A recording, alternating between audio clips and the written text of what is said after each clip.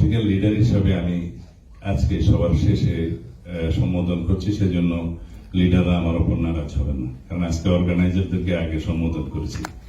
জনাব জুনায়েদ সাকি, বাংলাদেশের অহংকার জনাব নাহিদ, আমার ভাই মঞ্জু এন্ড আদার্স। যদি কেউ বাদ পড়ে থাকেন আমাকে আবারও ক্ষমা করবেন। আসসালামু আলাইকুম। যারা আজকে অংশগ্রহণ করেছেন তাদের অনেকের সাথে আমার আলাপ হওয়ার সুযোগ হয়নি, বাট তাদের মধ্যে প্রতিনিধিত্ব আকারে অনেকেই আমার সাথে কথা হয়েছে, আমাদের সাথে কথা হয়েছে।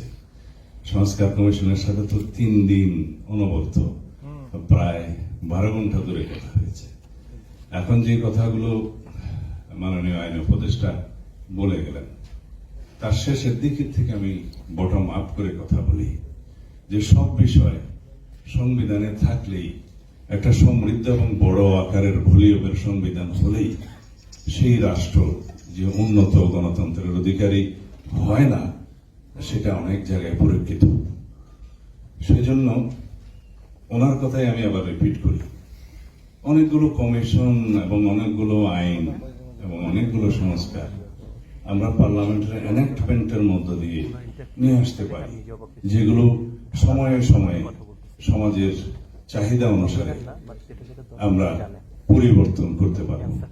সংবিধানে একবার একটা আর্টিকেল সংযোজন হয়ে গেলে সেটা সংবিধান পরিবর্তনের যে বিধান, সেই বিধান ছাড়া আর কখনো সংশোধন করা সম্ভব হবে না। সেই বিষয়টা আমাদের খেয়াল রাখতে হবে। তবে সংবিধান তো ডেলি পরিবর্তন হয় না, এবং সংবিধান প্রতিনিয়ত প্রণয়ন করা হয় না। গণপরিষদের মাধ্যমে 1972 সালে, যদিও সেই গণপরিষদটা বিতর্কিত, বাট এটা ফ্যাক্টাম ব্যালট হয়ে গেছে, সেজন্য বৈধ। এখন সেই 1972 সংবিধান তো 17 বার পরিবর্তন হয়েছে। সামনে যেটা হবে, আমি আবারও আইনমন্ত্রীর কথা বলি, যে সামনে পার্লামেন্ট নির্বাচন হবে তিনি বললেন, ধন্যবাদ জানাই, কারণ সরকারের প্রধান নীতি নির্ধারক হিসেবে সেটা একটা অনুষ্ঠানে যখন বলে ফেললেন, সেই সংবিধান, সেই পার্লামেন্ট নির্বাচন, রেকর্ডটা চেক করতে পারেন, আমি রেকর্ড করেছি। তো সেই পার্লামেন্ট নির্বাচিত হলে সেই পার্লামেন্টে পরের অংশ অবশ্য আমি একটা দ্বিমত পোষণ করি যে গণপরিষদের ভূমিকাটা পালন করবে, অবশ্য সেটার সমালোচনা তিনি করেছেন। গণপরিষদ হিসেবে যে ভূমিকাটা পালন করে সেটা অনেকটা জনাব প্রফেসর আলী রিয়াজদের ভাষায় রিরাইটিং অব দি কনস্টিটিউশন, যেখান থেকে ওনাকে বুঝিয়ে আমরা সরিয়ে আনতে সক্ষম হয়েছি। প্রণয়ন নয়, সংবিধান সংশোধনের মাধ্যমে একই কাজটা করা যায় যদি এটা ন্যাশনাল কনসেনসাস সৃষ্টি হয়। সেটাই তো আপনারা নতুন সংবিধান আনবেন এবং সেই জিনিসটাকে রিরাইটিং করবেন। সেই একই জিনিসটা সংশোধনের মাধ্যমে আসলে অসুবিধা তো নেই। আমার একজন সমালোচনা করেছিল যে পার্লামেন্টকে আমি মাদার অব দি ইনস্টিটিউশন বলেছি, আসলে সেটা মাদার বলি নাই আমি। সংবিধান নতুন প্রণয়নের ক্ষেত্রে সেটা গণপরিষদ ঠিক আছে, পৃথিবীর বিভিন্ন দেশে স্বাধীনতা পরবর্তীকালে অথবা ন্যাশনাল স্টেট হিসাবে স্বীকৃতি পাওয়ার পরে যখন সংবিধান প্রণয়ন করা হয়, তখন সমাজের বিভিন্ন ক্লাসের প্রতিনিধিত্ব নিয়ে সেই গণপরিষদ গঠিত হয়, হয় নির্বাচনের মাধ্যমে অথবা সিলেকশনের মাধ্যমে। সেই গণপরিষদের ভূমিকা সংবিধান প্রণয়নের পরে শেষ হয়ে যায়, তারপরে পার্লামেন্ট ইলেকশন হয়েছে, ঠিক আছে। কিন্তু আমাদের এখানে একটা মরাদরা হলেও তো একটা সংবিধান আছে, সেই সংবিধান রোগাক্রান্ত হয়েছে, সেই সংবিধান দলীয়করণ করা হয়েছে। সেই জন্যই তো আমরা এতগুলো সংস্কার কমিশন গঠনের মধ্য দিয়ে সংস্কার প্রস্তাবের জাতীয় ঐকমত্য সৃষ্টির মধ্য দিয়ে একটা জায়গায় আসতে চাচ্ছি, যেগুলো সংবিধানে গ্রহণ করা হবে। আসি আবার আপনাদের কথায়, ওইখানে বেশি বলে ফেললাম।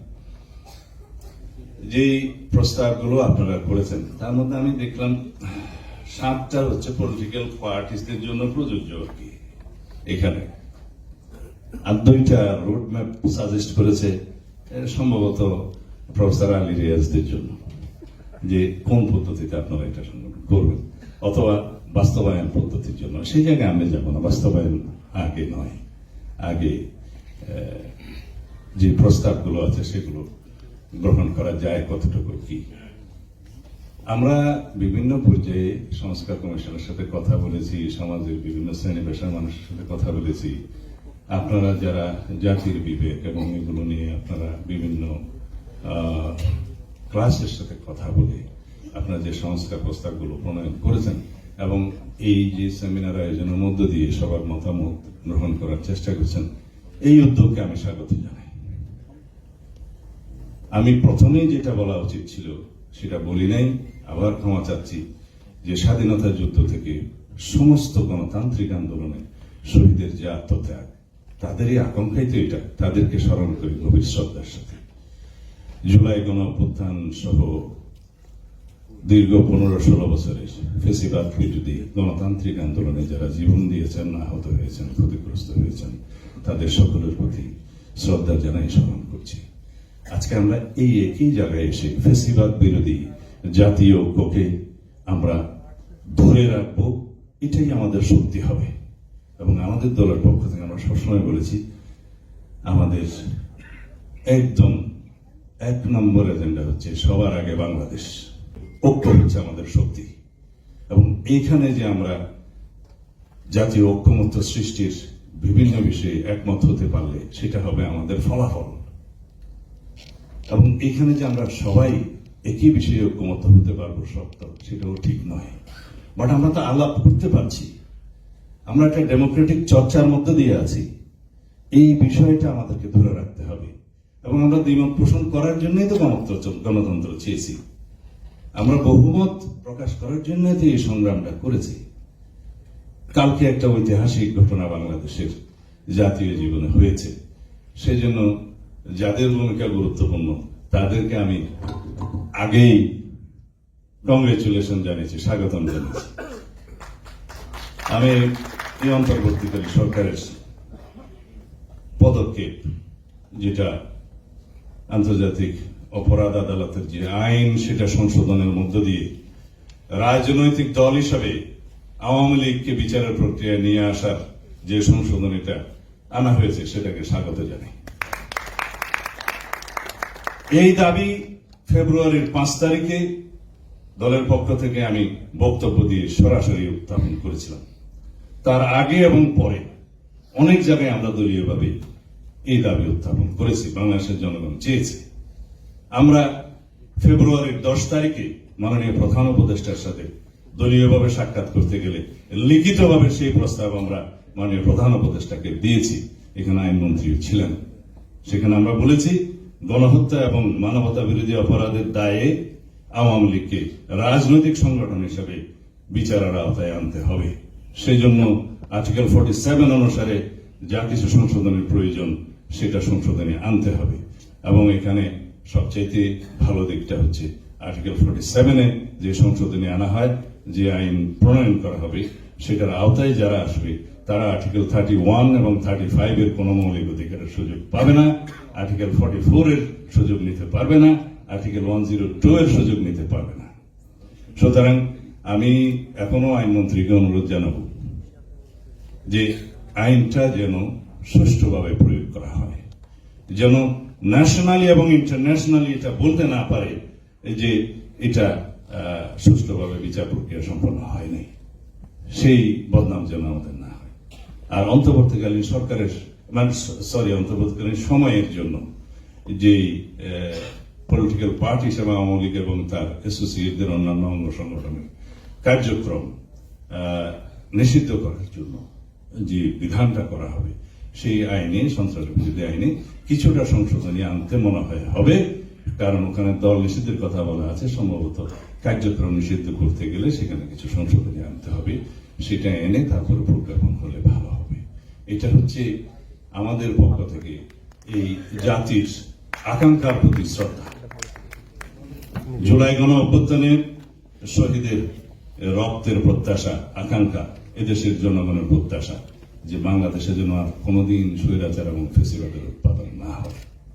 সেজন্য পরবর্তী যে সংশোধনীগুলো আপনারা সংসদের সংবিধানের জন্য প্রস্তাব করছেন, জুডিশিয়ারের জন্য প্রস্তাব করলেন, আমার ভাই আসিফ নজরুল আইনের প্রখ্যাত অধ্যাপক হিসাবে অনুধাবন করেছেন জুডিশিয়ারির যে ক্ষমতা এবং লেজিসলেচারের যে অনেক ক্ষেত্রে ভারসাম্য সৃষ্টি করার জন্য স্থায়ী কমিটিতে যে চেক অ্যান্ড ব্যালেন্স আনানো এবং সৃষ্টি করা হয়, সেই বিষয়ে আপনাদেরকে আরো বেশি ব্রেন স্টর্মিং করতে হবে, কারণ এখানে যা যা আপনারা বলেছেন এবং লিখেছেন এগুলো পড়তে গেলে অনেক সময় লাগবে। আমরা দেখেছি, তাতে করে আমার কাছে একটা জিনিস মনে হয়েছে, সব দোষ লেজিসলেচারের, সব দোষ এক্সিকিউটিভের, সুতরাং এই দুইটাকে ধরো। এই মানসিকতাটা একটু আমাদের সংশোধন করতে হবে। রাষ্ট্রের মধ্যে আমার চাইতে আপনারা সবাই বিদ্বান ব্যক্তি। মন্টেস্কোর সেপারেশন অফ পাওয়ার থিওরির এসেন্সটা কি? ওটা হচ্ছে যে harmonious cooperation in between all the organs of the state. সেই ভারসাম্যটা সৃষ্টি করার চেষ্টা করেন, এবং সেই ভারসাম্য এবং কোঅপারেশন, সেই মধুর সহযোগিতা যদি অব্যাহত থাকে, তাহলে চেক অ্যান্ড ব্যালেন্সটা এস্টাবলিশড হবে। আগের মতো এক্সিকিউটিভকে ফুয়ারার বানানো যাবে না, সেটা মানি, কিন্তু জুডিশিয়ারিকে যেভাবে আমরা অ্যাকাউন্টেবিলিটি ছাড়া ছেড়ে দিচ্ছি, সামনের অভ্যুত্থানটা তো জুডিশিয়ারির বিরুদ্ধে হবে। এখনো পর্যন্ত জুডিশিয়ারিতে কারা বসে আছে, তাদেরকে বহাল রেখে 30-32 জন ফেসিবাদের দোষর আমরা ইন্ডিপেন্ডেন্স অফ জুডিশিয়ারি এনশিওর কিভাবে করব? তখন করা হবে সেই জাজেসদের ইন্ডিপেন্ডেন্স এনশিওর করা হবে, যাদের মধ্য দিয়ে ফেসিবাদ তারা আয়ুটা দীর্ঘায়িত করেছে। লোয়ার জুডিশিয়ারির ক্ষেত্রে বলেন, আমরা সব প্রশাসন এবং পুলিশ ক্যাডার সহ বিভিন্ন ব্যুরোক্রেসিতে অনেকের চাকরি যেতে দেখেছি, অনেকের রিটায়ারমেন্টে গেছে, অনেকের ভিতরে অ্যাকশনস হয়েছে, but no one from the lower judiciary. শুধুমাত্র 2000-এর বেশি সাজা দেওয়া হয়েছে রাতের কোর্ট বসিয়ে এই ঢাকা সিএমএম কোর্ট থেকে, হেডেড বাই বিকাশ রায়।